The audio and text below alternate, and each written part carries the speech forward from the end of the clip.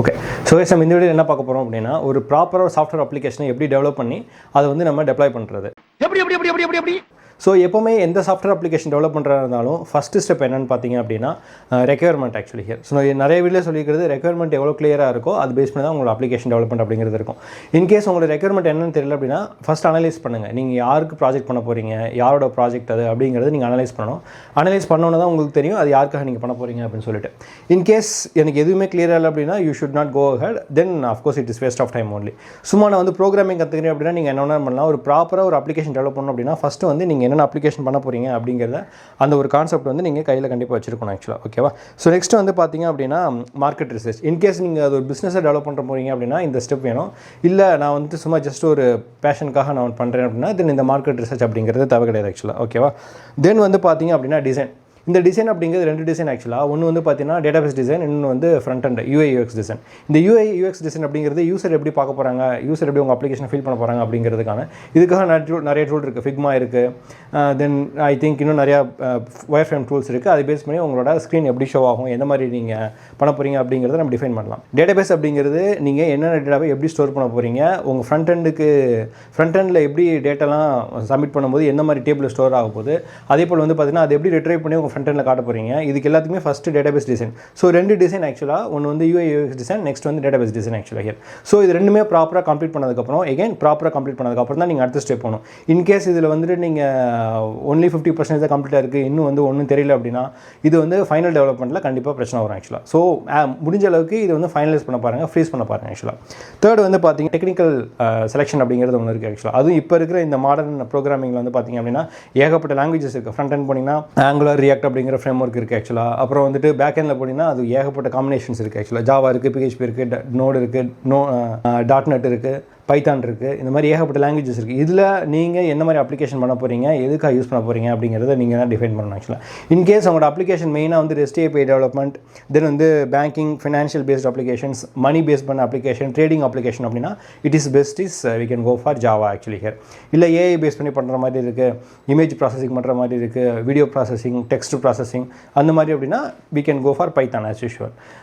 அது எதுவுமே இல்லை, ஜஸ்ட் எங்களுக்கு REST API சும்மா டெவலப் பண்ணிட்டு சீக்கிரமாக முடிக்கணும் அப்படின்னா you can go for Node actually here.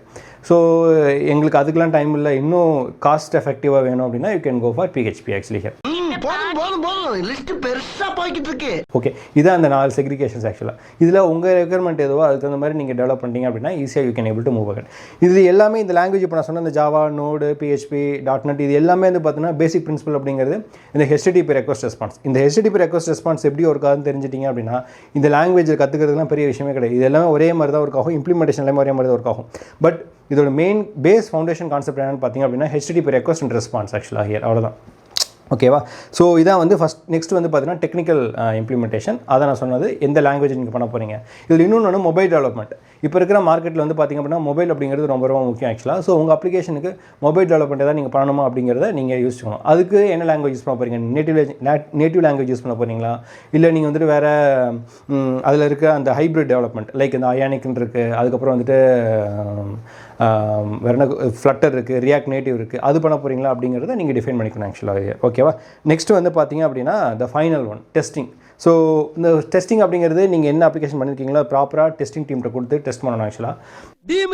So அவங்க தே வில் டெல் யூ இது கரெக்டாக ஒர்க்காதா இல்லையா அப்படின்னு சொல்லிட்டு. அதே போல் டெஸ்டிங் டீமுக்கு ஐ திங்க் நிறைய பேர் தெரியும். டெஸ்டிங் டீம் அப்படின்னா அவங்களும் டெவலப்பர்ஸ் மாதிரி ரெக்யர்மெண்ட் அண்டர்ஸ்டாண்ட் பண்ணணும். ரெக்யர்மெண்ட் அண்டர்ஸ்டாண்ட் பண்ணாமல் டெஸ்ட் பண்ணாங்க அப்படின்னா கண்டிப்பாக அது வந்துட்டு ஃபெயிலியராக தான் ஆகும். So it is very important. The testing team also should know the application things actually here. அப்ளிகேஷனோட பிஸ்னஸ் என்ன, அவங்க எதுக்காக பண்ணுறாங்க அப்படின்னு சொல்லிட்டு. ஃபைனல் வந்து பார்த்திங்க அப்படின்னா டெப்ளாய்மெண்ட். இதெல்லாம் முடிஞ்சதுக்கப்புறம் இதெல்லாம் முடிஞ்சிருமா அப்படின்னா அப்படி கிடையாது. நீங்கள் அப்ளிகேஷனை ப்ரொடக்ஷன் கொண்டு போகணும். ஸோ ப்ரொடக்ஷன் அப்படின்னா அதில் தான் வந்து லைவ் யூசர்ஸ் வந்து ஒர்க் பண்ணுவாங்க. ஸோ ப்ரொடக்ஷன் கொண்டு போகிறதுக்கு டெப்ளாய்மெண்ட் அப்படின்னு சொல்லுவாங்க. இதை வந்து நீங்கள் AWSல பண்ணலாம், இல்லை நிறையா ப்ரைவேட் ஹோஸ்டிங் இருக்குது அதில் பண்ணலாம், இல்லை இன்னும் ரொம்ப சீப்பாக இருக்குது அப்படின்னா நிறையா ஹோஸ்டிங் ப்ரொவைடர்ஸும் நிறையா இருக்காங்க ஆக்சுவலாக. ஸோ அவங்கள்ட்ட கூட நீங்கள் இதை வந்து டெப்ளாய் பண்ணிக்கலாம் ஆக்சுவலாக. ஓகேவா? ஸோ டெப்ளாய் பண்ணால் மட்டும்தான் நீங்கள் வந்து இப்போ www ஒரு .com எடுக்கிறீங்க அப்படின்னா அந்த டொமைனும் ஹோஸ்டிங் வாங்கினதுக்கப்புறம் தான் நீங்கள் வந்து உங்கள் அப்ளிகேஷனை போய் டெப்ளாய் பண்ணணும் ஆக்சுவலாக. ஓகே, இந்த 5 ஸ்டெப்ஸ் அப்படிங்கிறது தான் வந்து பார்த்தீங்க அப்படின்னா ஒரு அப்ளிகேஷனை டெவலப் பண்ணுறதுக்கான கான்செப்ட். என்னென்னு பார்த்தீங்க அப்படின்னா ஃபஸ்ட்டு வந்து ரெக்யர்மெண்ட் ஆக்சுவலாக, நெக்ஸ்ட் வந்து பார்த்தீங்க அப்படின்னா டிசைன், தேர்ட் வந்து டெவலப்மெண்ட், ஃபோர்த் வந்து டெஸ்டிங், ஃபிஃப்த் வந்து டெப்ளாய்மெண்ட். இந்த 5 ஸ்டெப்பும் ஒன் பை ஒன்னாக தான் போகணும் ஆக்சுவலாக. இதில் வந்து நான் ஃபஸ்ட்டு டெப்ளாய்மெண்ட்டை ஸ்டார்ட் பண்ணிவிட்டு டெவலப்மெண்ட் ஸ்டார்ட் பண்ணலாமா, இல்லை டெவலப்மெண்ட் ஸ்டார்ட் பண்ணிட்டு அதுக்கப்புறம் டேட்டாபேஸ் டிசைன், UX டிசைன் பண்ணலாமா அப்படின்னா அது பண்ண முடியாது. இது எல்லாமே ஸ்டெப் பை ஸ்டெப் தான் ஆக்சுவலாக. இதில் ஒரு ஸ்டெப்பை ஸ்கிப் பண்ணிட்டு போனீங்க அப்படின்னா டெஃபினட்டாக ஃபைனல் ப்ராசஸில் உங்கள் ப்ராஜெக்ட் வந்து கண்டிப்பாக சக்ஸஸ் ஆகாது ஆக்சுவலாக. அப்படி அது ரொம்ப ரேர். அது அந்தளவுக்கு சக்ஸஸ் எடுத்துகிட்டு போகிறதுக்கு பயங்கர நாலேஜாக இருக்கணும். But better what I'm telling is always go through the steps ஆக்சுவலாக.